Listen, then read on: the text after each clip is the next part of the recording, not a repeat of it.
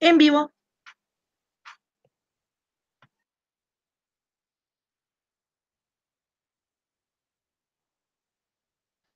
Hola, muy buenas noches, queridos oyentes de Radio Tetelestai.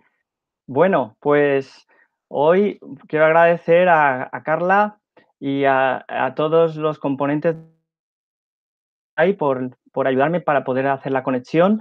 Y nada, pues hoy vamos a hablar de un tema que es sobre precisamente la última cena. Y la última cena de Jesús, desde un punto de vista lo más histórico que podamos intentar hacer, ¿no? La verdad es que es una temática bastante compleja y es bastante compleja porque realmente lo único que nos podemos basar para poder ver la existencia de Jesús en un contexto de la última cena es el hecho de los evangelios, ¿no? Lo que aparece en los evangelios. Pero bueno, vamos a hablar de ellos un poquito más adelante. Bueno, en primer lugar, quería deciros que bueno, soy Gerardo Jofre, muchos de vosotros ya me conocéis. Yo dirijo y soy el administrador de debates sobre arqueología bíblica, porque pues desde hace muchísimos años, año 96 aproximadamente, a llevar todo este tipo de estudios y de investigaciones acerca pues de tanto de la arqueología bíblica como del Jesús histórico. Y bueno, en principio, pues mis titulaciones, tengo la carrera de licenciatura en Derecho, ahí estudié también Derecho Romano y que en Derecho Romano, pues es un derecho que también viene aplicado un poco al tema de la pasión de Jesús, ¿no? De lo que es el juicio de Jesús. También estudié el Tribunal de la Rota de la Nunciatura Apostólica de Madrid, Estudios Rotales. Estudios Rotales, pues es una diplomatura de 3 años que corresponde, te dan el título de, bueno, es titulado en perito en Derecho Canónico y después también soy graduado social, o sea, tengo 3 años más de diplomatura en graduado social. En estudios bíblicos también he estado estudiando de la religión y soy miembro de la Asociación Española de Estudios Judíos y Hebreos desde hace ya unos cuantos años y he colaborado directamente, de hecho soy el coordinador de la sección de Egipto y la Biblia de la web Amigos de la Egiptología desde esa época, desde el año 96. Ya son muchos años. Desde el principio creé un foro, una zona virtual en aquella época ni Facebook ni había nada de todo esto, que se llamaba el Instituto de Estudios Arqueológicos Bíblicos, el IAP, y era un foro, una sección de Egipto y la Biblia de Amigos de la Egiptología. Allí, estuve colaborando con nuestro querido amigo ya fallecido Víctor Rivas, a quien quería muchísimo, y finalmente, pues ahora estoy con Susana Alegre, que estamos pues trabajando juntos y colaborando en esta magnífica web. Después, posteriormente, pues el foro pues, fue pasando a diferentes formas y actualmente pues está en Facebook y está dentro de pues, debates de arqueología bíblica, sobre arqueología bíblica, que es donde estamos, ¿no? Y bueno, pues para todos mis queridos oyentes, pues hoy vamos a hablar de esta temática. También, además, soy miembro de la comisión del Museo Bíblico de Mallorca. De hecho, soy el gerente del museo. Y bueno, pues me dedico a, pues eso, a enseñar el museo, a gente que viene. El Museo de Mallorca es un museo que tiene más de 200 y pico de piezas relacionadas con la arqueología bíblica y que cuenta con piezas de Mesopotamia, de Egipto, de diferentes países, incluso de Grecia también y algunas que proceden de Fenicia. Es muy interesante. Y bueno, y una vez que ya más o menos sabéis son un poco mis estudios y lo que me he dedicado durante todos estos años, ya más de 20 años dedicándome al mundo de la Biblia y de la arqueología, porque me encanta y me apasiona, pues me gustaría poder explicaros un poquito lo que es el tema de la última cena de Jesús desde el punto de vista histórico y lo que hay más allá. Aparte de esto, he colaborado en diferentes tipos de programas de radio y en uno de ellos en concreto, no de radio, sino tema de cine, de cinematografía, en La Espina de Dios, que es una película en la cual yo fui el asesor histórico de esta película y estuve revisando el guión muchísimas veces para intentar adaptar el guión a la época del siglo I. En concreto, me dediqué mucho al tema de lo de la última cena porque encontré que era uno de los momentos de las secuencias más delicadas que pueda haber dentro de lo que es una película dedicada a Jesús, ¿no? A los últimos años de Jesús y sobre todo los últimos momentos.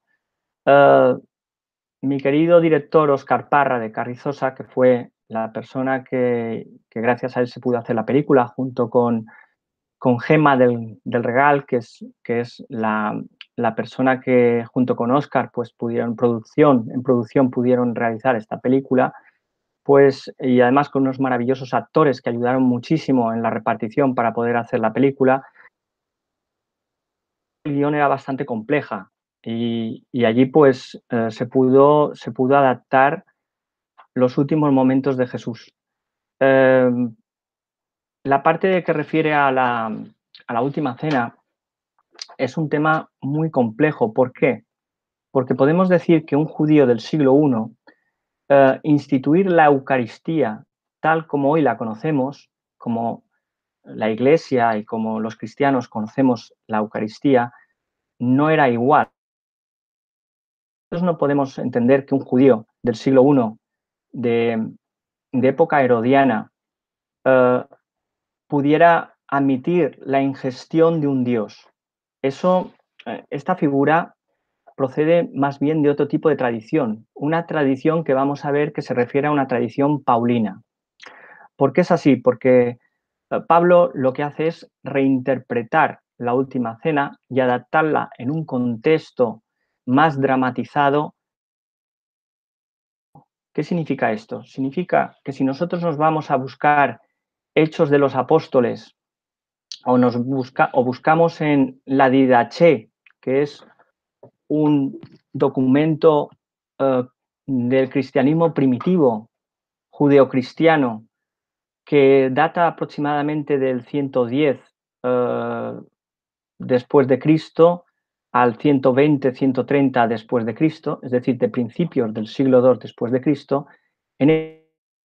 podemos decir una cosa, y es que en ningún momento se habla de la ingestión del pan como carne y de la ingestión y la bebida del vino como sangre. Todo esto no aparece. Aparece, sin embargo, en la primera carta a los Corintios, en el capítulo 11. En el capítulo 11, en la primera carta a los Corintios, se habla precisamente de eso. Y es curioso, porque esta carta podemos datar alrededor del año 54 al 58 después de Cristo, es anterior a Marcos, porque Marcos, el evangelista, es el primero de todos que va a insertar por primera vez, y después Mateo y Lucas lo van a seguir, lo que es el episodio de la última cena. Entonces aquí lo que vemos es una cosa muy curiosa, y es que Marcos, viendo las tradiciones paulinas respecto a la Eucaristía. Entonces, ¿qué ocurre aquí? Pues bien, que la Didaché, este documento, no hace referencia a la Eucaristía, como he dicho antes, como tal. Sí que habla de la Eucaristía, que es un término griego, pero lo habla como una ceremonia litúrgica, como una acción de gracias, como algo de conmemoración. Y eso está mucho más cercano al judeocristianismo, es decir, a la parte judía. Dentro del cristianismo, Pablo, una de las características esenciales de Pablo es expandir el cristianismo a lo que serían las ramas helenísticas que hay a lo largo del Mediterráneo. Entre ellos, pues podemos ver Roma, podemos ver Tesalónica, podemos ver, pues, también lo que antes hemos dicho, ¿no?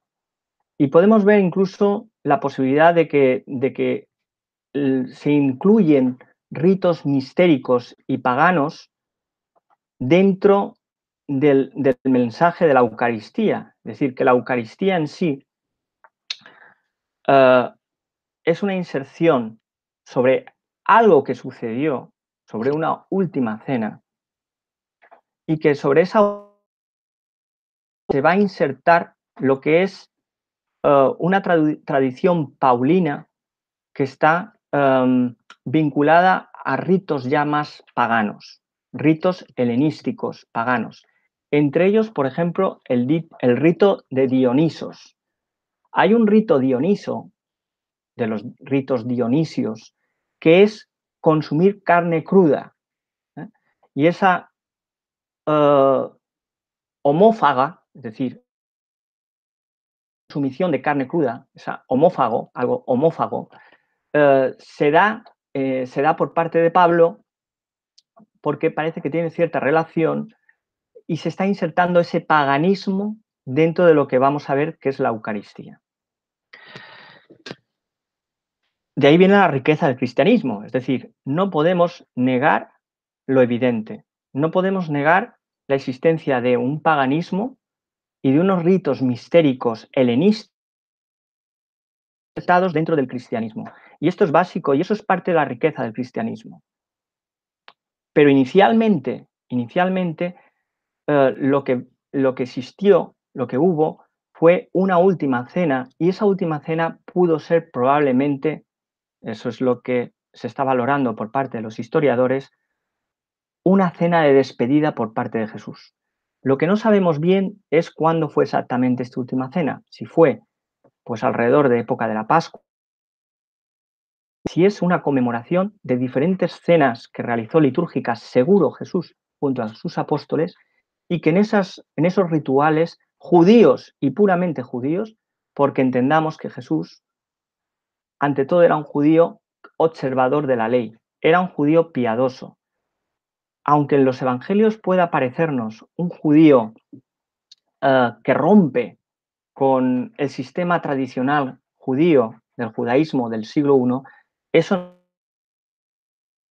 los evangelios nos insertan dentro de sus textos nociones helenísticas, nociones paganas, diferentes tipos que luego van a ir bien para poder extender el cristianismo. Y esas nociones paganas helenísticas distorsionan en parte lo que es el Jesús histórico que tenemos inicialmente desde fondo. Es como tener una cebolla e ir pelando diferentes capas y si las vamos quitando, al final podemos encontrar la parte que subyace, que es el Jesús histórico. Pues bien, ¿qué es lo que podemos ver aquí? Una serie de conmemoraciones que serían de culto judío. Y esas de culto judío, pues pueden ser, por ejemplo, un kiddush. Un kiddush es una oración de bendición inicial que se puede hacer en Sabbat y que se hace por diferentes, una vez a la toca. Esas oraciones son acciones de gracias, para dar gracias a Dios y son rituales puramente judíos. Jesús realizó este tipo de ritual y este tipo de ritual está en parte plasmado en lo que es la última cena. Y precisamente en la película La espina de Dios, lo que yo intento es insertar ese tipo de ritual judío en un contexto judío del siglo I, a que se le añade pues Mateo o se le añade Marcos, las frases de Jesús se añaden posteriormente y se insertan. Pero debemos tener en cuenta que esas frases añadidas convienen de unas tradiciones ya paulinas. Inicialmente, y esto no quita absolutamente ningún mérito a nada, o sea, es estupendo al revés, nos muestra la gran riqueza que tiene pues la Eucaristía y la gran riqueza que tiene lo que es la última cena de Jesús. Si alguna vez se pudo hacer, se hizo con un tipo de copas que serían las copas típicas de bendición que se podían realizar. Por ejemplo, las copas Kiddush. Yo ahora aquí tengo en mis manos un ejemplar que, si los pueden ver los oyentes y que pueden verlo, esto es un Kiddush, pero no es un Kiddush original. Esto es una reproducción que es el que se utiliza en la película La espina de Dios. Es el mismo, un ejemplar que el director me regaló, y es un ejemplar que es un Kiddush herodiano. Es una reproducción de un Kiddush. Aún los reales son más pequeños, y en la arqueología ha descubierto que la parte de aquí, la parte que corresponde, que se pueden coger desde aquí, así, son como una especie de chupito, ¿no? Muy pequeñitos. Estos vasos que están hechos de terracota, que esta parte de aquí siempre la arqueología descubre que suelen estar rotos, porque se han quebrado o están dañados. Entonces únicamente se suele encontrar la parte de aquí, de abajo, y esto que suele estar quebrado. Pues bien, estos kiddush son copas de bendición. Lo que hoy en día en la iglesia es el cáliz. Son kiddush de terracota, pequeñitos, tamaños muy pequeños, donde se hacía la bendición por los judíos piadosos de aquella época, y entre ellos Jesús. Es de época herodiana. Está basado en un kiddush de Cristo, 50 después de Cristo. Y esto era para que pudieseis ver todos, pudieseis ver un poquito la forma de este tipo de recipiente. Es curioso, ¿eh? Pues bien, con esto lo que quiero decir es que este tipo de oraciones de bendición se utilizaron por Jesús, y este tipo de judías son las que después, posteriormente, van a dar la base para después darse y superponerse, sería la palabra correcta, superponer, una, una, una tradición paulina, que es realmente la Eucaristía que nosotros conocemos. Bien, entonces también otra de las cosas que podríamos comentar es, en realidad, cuando Jesús dice que no probaría el fruto de la vid, no volvería a tomar el fruto de la vid hasta la llegada del reino. ¿Eso qué significa? Significa en realidad que Jesús es un nazareo. ¿Eh? ¿Nazareo qué significa? Significa que ha hecho un voto de nazareo. Un voto de nazareo es lo mismo que Sansón, por ejemplo, o lo mismo que David, de cierta manera. Es decir, han hecho un voto a Dios para consagrarse a Dios, no consumir alcohol, no consumir fruto de la vid durante ese tiempo. Es una de las hipótesis que se han barajado, y de hecho se han barajado por varios tipos de investigadores. Incluso el profesor Antonio Piñero ha hablado de ello también, como una hipótesis que se ha barajado. Y es verdad. Es verdad que cabe la posibilidad de que Jesús hubiera podido hacer un voto de Nazaret al final de su vida, al final de su ministerio. Y esto es curioso, porque cuando Jesús no quiere, está en la cruz, y cuando va camino de la cruz y le intentan dar pues vinagre, que forma parte también, es una sustancia que también deriva del vino, o intentan darle vino y no quiere probarlo, da a entender, o parece que da a entender, y esa es la hipótesis, estar ante un nazareo, ante una persona consagrada a Dios, que ha dado un voto. En realidad, lo que Jesús buscaba era la llegada del reino, una llegada del reino inminente. Y esa llegada del reino precisamente se anuncia también en la última cena, cuando se dice todo esto. Y es un poco lo que entiende el profesor Antonio Piñero. El profesor Antonio Piñero, para citarlo, indica que más bien de no volver a tomar vino, fruto de la vid, responde a que sabía que lo iban a matar, es decir, que el propio Jesús tenía conocimiento de que estaba en grave peligro, de que estaba metido en la boca del lobo en Jerusalén, y que se preveía su muerte de una forma probablemente cercana e inmediata. Hay diferentes momentos en los evangelios que, si los analizamos, podemos percibir que eso es así. Había habido más de un intento por coger a Jesús. Y podemos ver que Jesús era consciente de ello y que en la última cena, cuando dice esto, lo que está indicando es que cuando muera, va a haber una llegada inminente del reino. Aquí es una llegada del reino de Dios a través de los ángeles o de forma a través de Dios, y ese va a bajar a la tierra de Israel y se va a producir al final una instauración del reino de Dios. Se va a celebrar con un gran banquete, un banquete en el cual va a estar ya Jesús. O sea que Jesús está hablando de volver a beber ese vino del fruto de la vid, pero dentro de un gran banquete. Eso es una de las tesis del profesor Antonio Piñero. Y bueno, me gustaría poder poner un vídeo para que pudieseis ver lo que es la última cena y lo que dice. Y es curioso porque yo hice fue poner una cena de Pesaj, una cena de Pascua, y lo que se produjo fue unas oraciones de Pesaj que hoy en día se utilizan hoy en día en el Pesaj, cuando se habla de la sangre, del Nilo, porque realmente el Pesaj lo que está conmemorando es la salida, el éxodo, la salida de la esclavitud del pueblo judío, del pueblo de Israel, en este caso los israelitas, a la tierra de Canaán, a la tierra que emana leche y miel, ¿no? Entonces, hay una serie de oraciones que recuerdan todo el acontecimiento de la esclavitud, que recuerdan los milagros de Moisés, que recuerdan la salida de esa esclavitud y del éxodo por el desierto hasta alcanzar la tierra prometida. Y todo esto se ve en las oraciones en la película. Se insertan oraciones actuales en un contexto contexto del siglo I.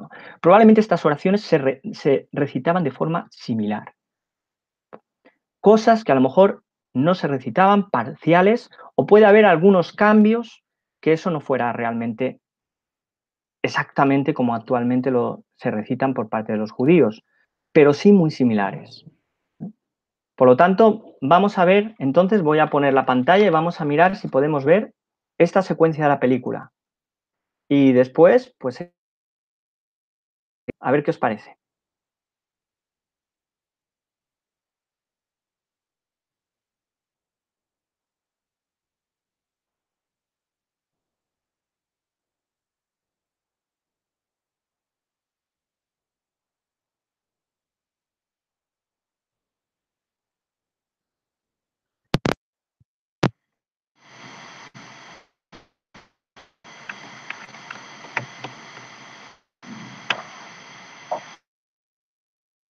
Deseaba mucho tener con vosotros esta cena,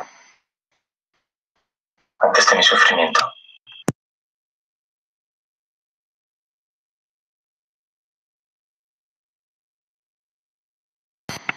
Porque en cuanto al mañana, estamos en las manos del Padre, cuya voluntad se ha venido a cumplir.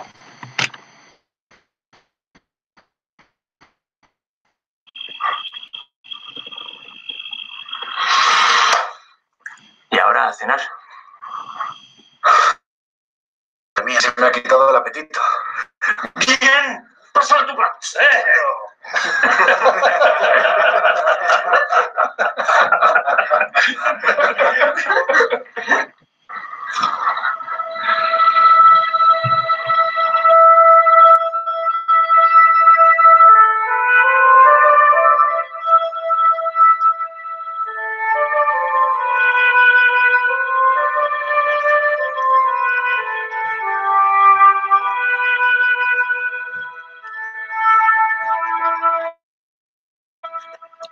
Bendito eres tú, Padre nuestro Dios, Rey del universo, que nos ha concedido vida, nos sostuvo y nos hizo posible llegar a esta ocasión.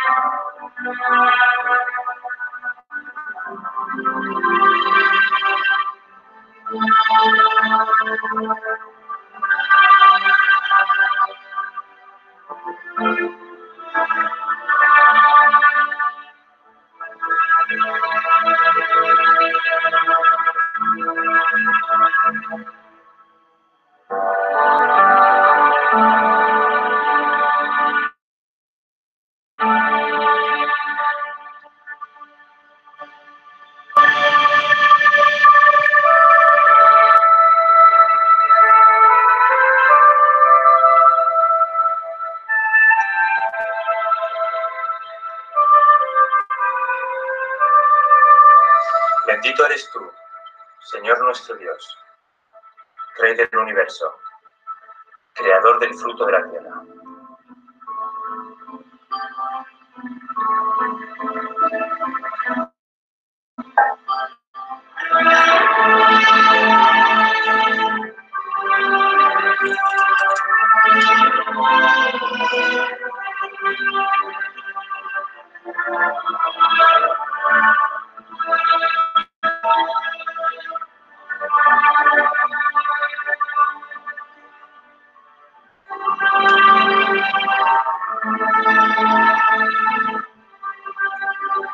Este es el pan de aflicción que nuestros antepasados comieron en la tierra de Egipto. Quien quiera que tenga hambre, que venga y coma. Quien quiera que esté en necesidad, que venga y celebre la Pascua. Este año, el año venidero en la tierra de Israel. Este año somos esclavos.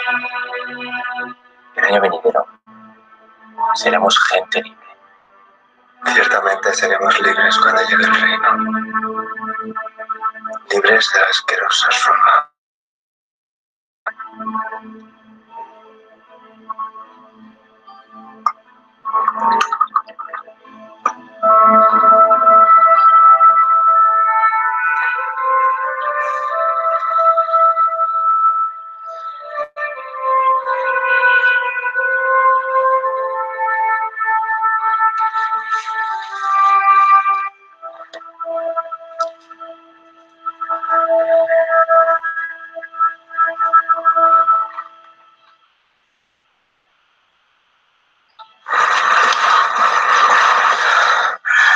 Señor, ¿tú a mí me vas a lavar los pies?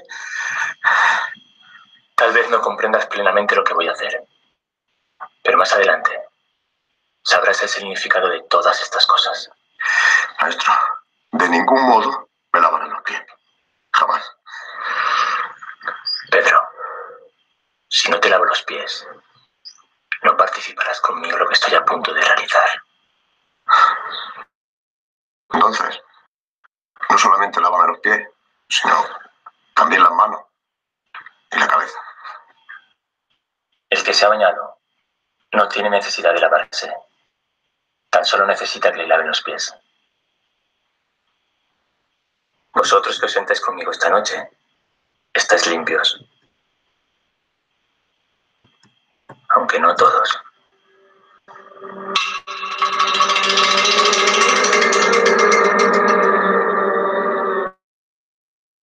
Lo que he hecho con vosotros.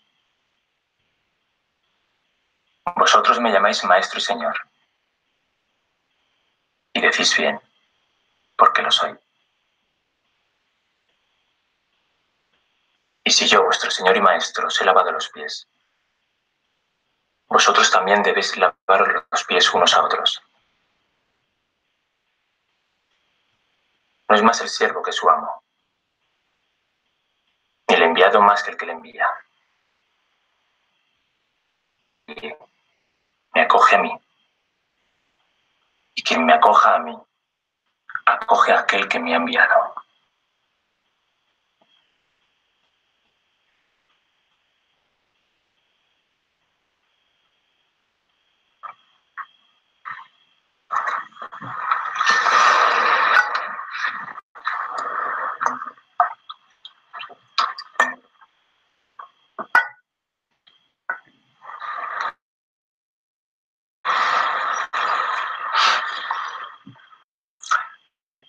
nos fuimos para el faraón en Egipto. Y el Señor nuestro Dios nos sacó de allí con mano fuerte y brazo extendido. Si el Santo, bendito sea, no hubiera sacado a nuestros padres de Egipto, nosotros, nuestros hijos y los hijos de nuestros hijos, hubiéramos continuado subyugados al faraón en Egipto. Bendito es Él, que guarda su promesa a Israel.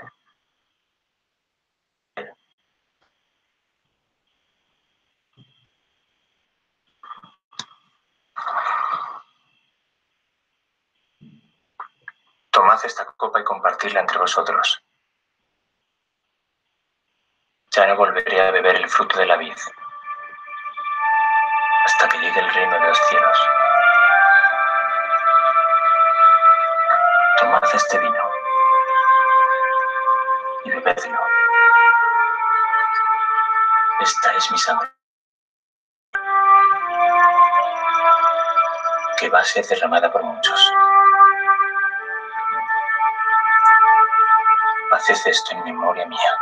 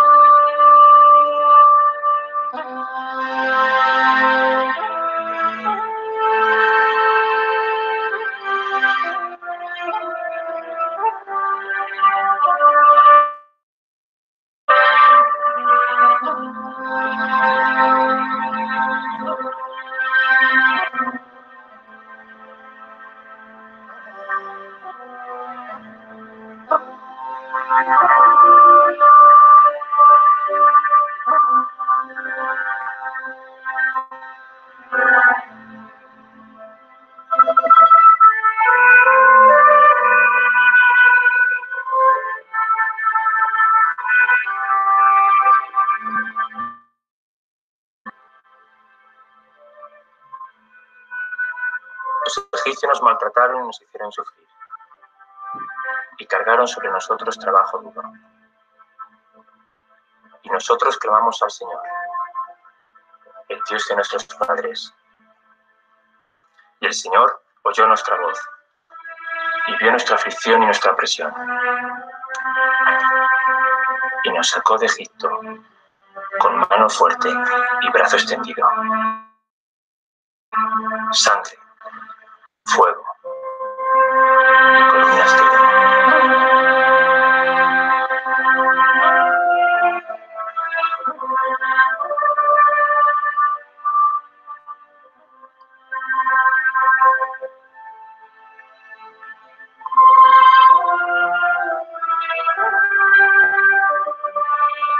Yo soy el pan de la vida.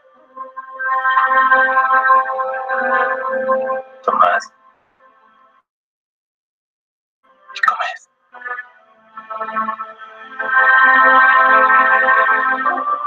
Esto es mi cuerpo. Cuerpo que será entregado por todos vosotros. Haced esto en memoria mía.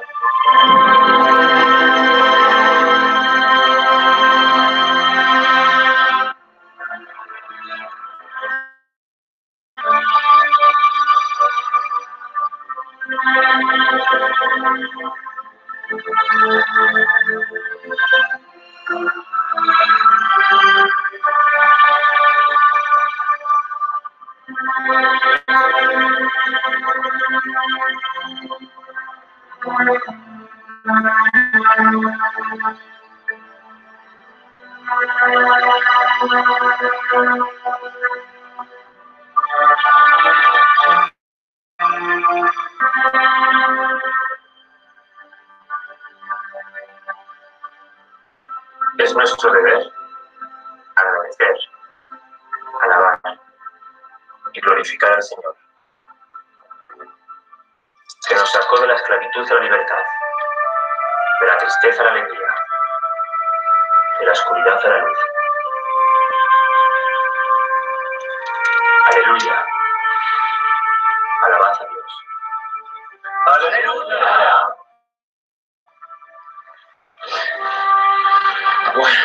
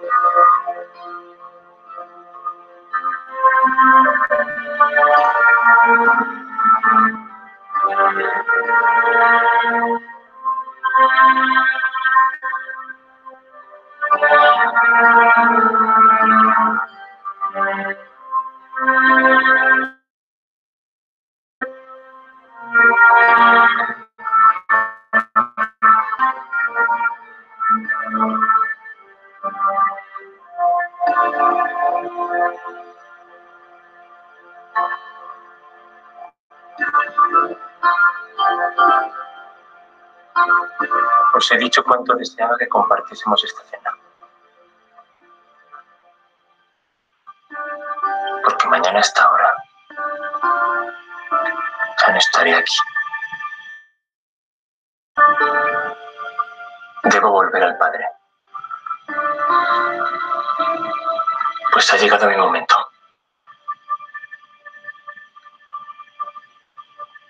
Pero no hacía falta que uno de vosotros me traicionara para entregarme a manos de mis enemigos.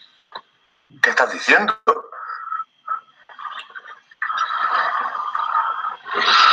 Esta noche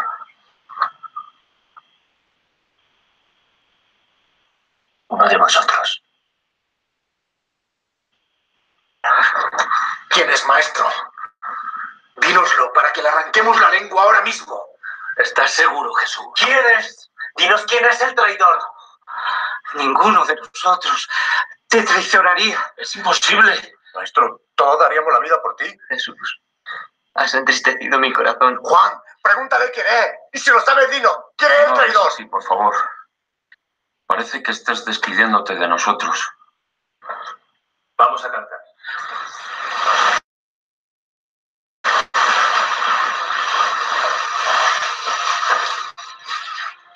Dad gracias al Señor, porque Él es bueno.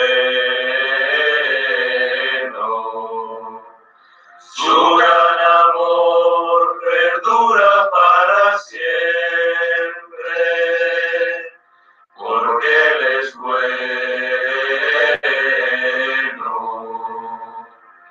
Que proclame lo de Israel, su gran amor perdura para siempre.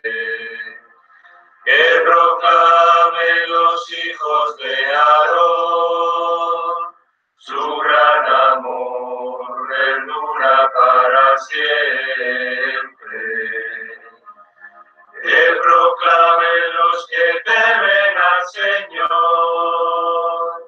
su gran amor para siempre.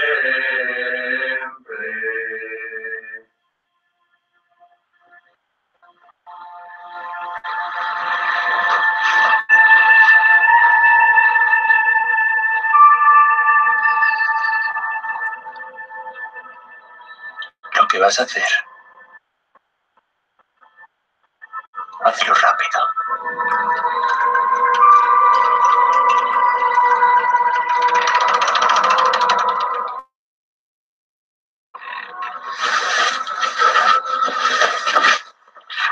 Ya sé dónde va.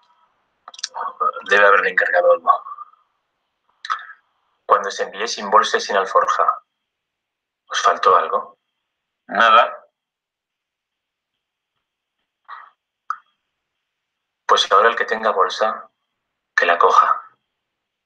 Y lo mismo con la alforja. Y el que no tenga, que venda su manto y compre una espada.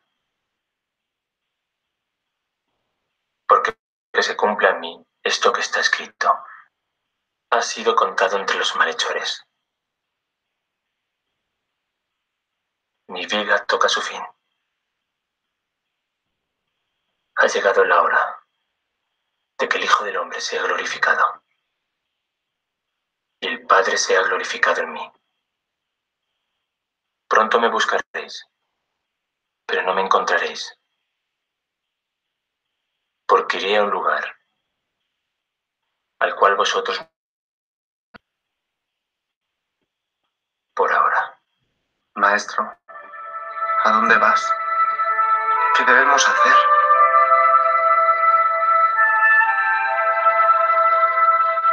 Os daré un nuevo mandamiento.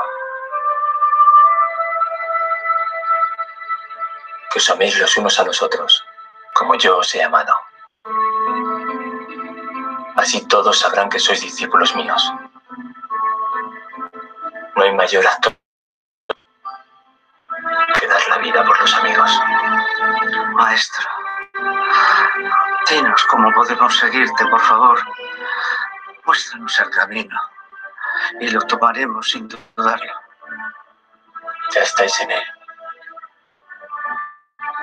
Yo soy el camino, la verdad y la vida. Jesús, nadie te va a poner la mano encima. No mientras mi espada permanezca conmigo. Además, tenemos más amigos en el huerto de los olivos dispuestos a defenderte. Está escrito. Herido el pastor, las ovejas se dispersarán. Todos os escandalizaréis de mí. Maestro, aunque todos te abandonen, yo no. Pedro, rezo por ti, para que seas fuerte. Aunque tenga que... jamás te negaré. Morir por mí. Te aseguro que esta noche, antes de que el gallo cante, tú habrás negado 3 o 4 veces que me conoces. Pero después de que hayas aprendido esta lección, debes fortalecer a tus hermanos y seguir viviendo una vida dedicada al Evangelio.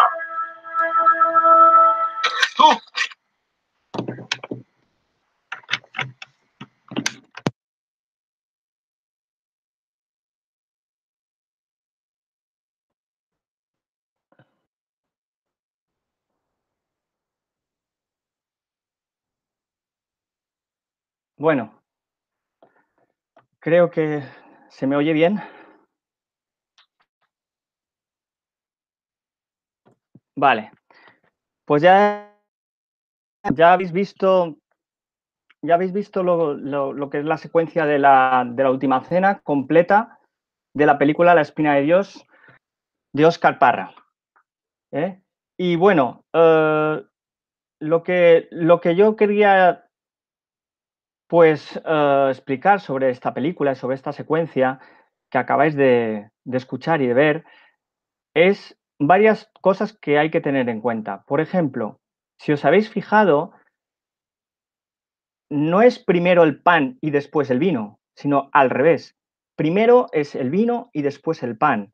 Eso es así porque en el judaísmo del siglo I, y de hecho la bendición era así, es decir, en un Pesaj, en una Pascua, se conmemoraba en primer lugar poniendo siempre el vino y después el pan, no al revés. Sin embargo, en las tradiciones paulinas de Pablo de Tarso, se haría al revés, precisamente por ese carácter dicho. Otra de las cosas que podemos tener en cuenta es, si os habéis fijado, que están todos no sentados, ahí no hay una mesa propiamente dicha, ni unas sillas, no hay sillas, sino que se sentaban en una especie de diván, una especie tumbados, ¿no? Como acostados, sobrecostados, sentados o sobrecostados alrededor. Esto era típico en el siglo I también, y de hecho también los romanos lo hacían. Esto era la forma, ni había unas mesas como hoy en día. Esto para el contexto. Y después también, si os habéis fijado, hay diferentes elementos de utensilios de terracota que también estaban utilizando en la última cena. No solamente el kiddush que antes os he explicado y que os he mostrado, sino también pues se ve una especie de garrafa, un cántaro pequeñito para poner agua, y después se ve también un vaso. Todos son idénticos o son reproducciones de utensilios de Qumran del siglo I. O sea, son utensilios que están basados en Qumran, en las cuevas de Qumran, que en esa zona, lo que es los esenios de aquella época, que se han encontrado utensilios, pues en esa zona pues se han cogido como muestras y se han hecho reproducciones lo más exactas posibles a este tipo de utensilios. Luego también podéis ver en la alimentación cómo coge y hay un tipo de hierbas amargas, vemos que hay como un apio, vemos también que hay otra de las cosas que vemos es dátiles, que toman dátiles, o sea, se está utilizando tipo de comida que se utilizaba en este tipo de ceremonias y que eran usadas también en el siglo I. Esto era importante para adaptar un contexto histórico lo mejor, lo más exacto posible, teníamos que hacerlo de esta forma. Y bueno, y esto es una de las cosas que llamaban la atención. Después también podemos ver cómo es verdad que se inserta textos de Mateo, se inserta de Marcos, se insertan textos que son de los evangelios. Aquí ya se está poniendo la tradición paulina dentro, pero sí hemos visto cómo se habla del fuego, cómo se habla de la sangre, la conmemoración del éxodo judío, de los israelitas. Pues esto es típico judío. Y se están insertando frases, oraciones judías dentro de lo más posible, lo más cercano para dar el contexto del siglo I, pero también se le ha añadido en la película la tradición paulina que tenemos de la Eucaristía. Y bueno, y después podemos ver también cómo es una cena de despedida. Una cena de despedida, le dice a sus apóstoles en qué situación está, que esto pues ya no va, se va a producir ya el fin de su vida, ve que le van a coger y explica todo esto. Esta sensación se ve en muchos pasajes de la Biblia. Incluso hay un pasaje en el cual cuando Juan el Bautista ha sido asesinado por Herodes de Antipas, de Juan que preguntan a Jesús si tú eres realmente el Mesías, la prueba del Mesías, que es rescatar a los cautivos, es una prueba era una de las pruebas del Mesías de Israel, se le pide si puede ayudar a Juan, si puede rescatarlo, antes de ser cuando estaba en prisión, ¿no? Y Jesús, de alguna manera, alaba a Juan, pero no llega a entrar dentro de decir, sí, voy a rescatar a Juan. Deja al margen este contexto y elude a los seguidores esto, porque él sabe perfectamente el peligro que se corría tras todo esto.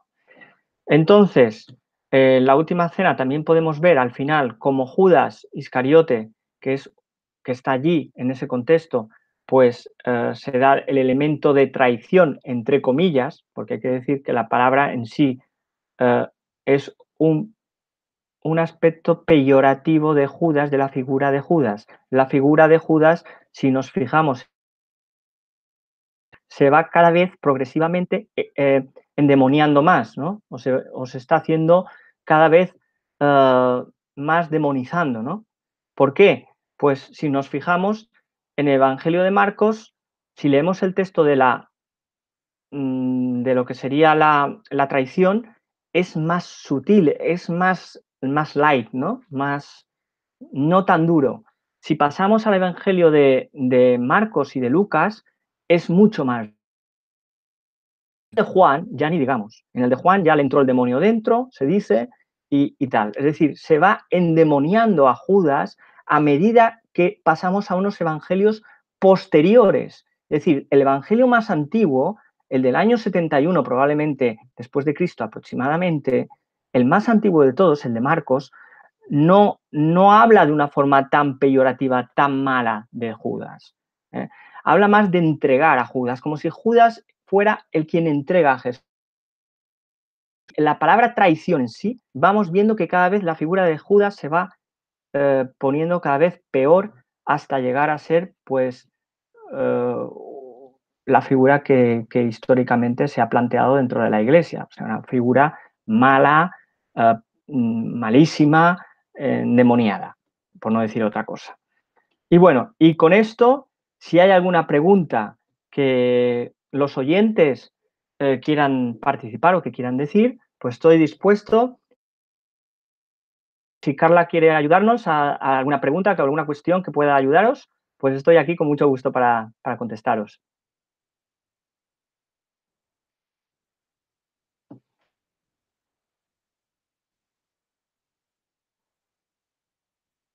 ¿Alguna pregunta, Carla? Claro que sí, profesor. Mire, tengo unas personas acá que están participando, pero en el chat de WhatsApp. Le leo. Hay una pregunta de su amigo, el profesor César Silva, y él está preguntando: ¿la última cena de Jesús era realmente una celebración de la Pascua? No está nada claro que fuera una celebración de la Pascua. No está nada claro. Más bien, lo que podemos decir es que fuera una conmemoración, una celebración litúrgica, pero no se Pascua. Es decir, el único fragmento es Marcos, creo recordar, que sí que habla Marcos en boca de Jesús de que fuese de Pascua. Es el único testimonio que tenemos, nada más. La posibilidad de que fuera una cena de Pascua está dada más por el hecho de la cercanía a la pasión de Jesús, es decir, la época del momento del Calvario de Jesús y de la muerte y resurrección que narran los evangelios. Pero que fuera exactamente una cena de Pascua, yo la puse en la película así, pero no lo podemos saber con certeza absoluta. Podría ser incluso una conmemoración como hace, por ejemplo, la Didaché, una conmemoración litúrgica de cualquier Sabbat, de cualquier Kiddush. Ok, profesor. Y acá tengo otra pregunta del hermano Héctor López. Él quiere, bueno, en palabras simples, que usted pueda explicar qué es la Pascua. En palabras simples, a ver, sería más bien un judío quien tendría que explicar qué es la Pascua.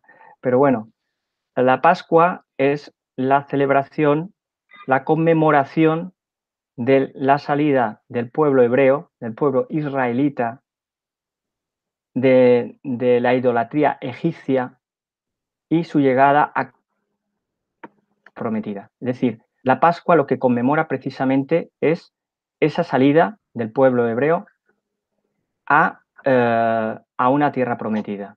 Okay. Ahora bien, si nos remontamos a los orígenes de la Pascua, esos orígenes de la Pascua vienen dados por la importancia de la ganadería, es decir, los rituales del cordero, que en este caso para proteger lo que es las ovejas, los corderos, inicialmente los pastores, los pueblos nómadas de toda esa región, se utilizaba de una forma preisraelita y en ese momento se hacían celebraciones a los dioses, ya no al dios Yahvé, a los dioses, para proteger al ganado. Inicialmente, la Pascua tiene ese origen. Ok, profesor. A través del top chat del canal de la radio en YouTube, el hermano David Emanuel García pregunta si Yeshua celebraba esta cena. Celebraba todas las cenas litúrgicas judías porque él era un judío y celebró muchísimas ocasiones tanto la Pascua judía y las celebraba, y de hecho las debía como rabino, como maestro, debía él mismo presidir este tipo de cenas. Tengo una pregunta para usted, profesor. Hay personas que actualmente están celebrando la cena, congregaciones cristianas, grupos pequeños cristianos, pero dependiendo de la fecha lunar, que va cambiando según el día de la semana, porque así ellos lo han interpretado bíblicamente. ¿Eso es correcto? Eso es de acuerdo con el calendario esenio. El calendario supondría que Jesús era esenio, pero no sabemos si Jesús era esenio. De hecho, no tenemos nada en los evangelios que nos indique que Jesús era esenio. Una de las hipótesis más plausibles, aunque yo puedo entender que haya gente que no esté de acuerdo en ello, que pueda entender que era esenio, pero es que no tenemos nada que diga que era esenio. En cambio, sí que tenemos en los evangelios continuas discusiones con fariseos. Eso nos indica que Jesús, el Jesús histórico, Jesús fariseo, era de la rama de los fariseos, pero dentro del fariseísmo de aquella época había diferentes tipos digamos, de ramas, la de Gilel, la de diferentes tipos de sectores. Pues uno de estos sectores probablemente estaba más afín a Jesús. Ok, profesor. Y acá tengo otro, no es pregunta, es comentario del hermano Víctor Troncoso. Él dice, saludo al estimado Gerardo y muchas gracias por este tremendo esfuerzo de estar ahora con nosotros, que son las 12 de la noche en España. Me uno a esos agradecimientos porque sé que allá es tardísimo y usted ha hecho ese esfuerzo para poder enseñarnos, entregarnos de todo lo que usted a lo largo de los años ha aprendido y colaborar con la radio Tetelestai. Muchísimas gracias. Es un honor poder estar con todos ustedes y poder estar aquí con todos y, bueno, y poder ayudar y poder explicar un poco el contexto de todo lo que hay sobre la vida de Jesús, bien sobre el tema del antiguo Israel. Ya veremos en otro momento que podemos hablar de ello.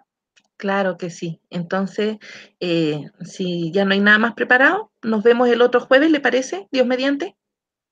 Muy bien, nos vemos ya próximamente. Que descanse. Buenas noches. Buenas noches, hasta luego a todos los oyentes. Un saludo a todos.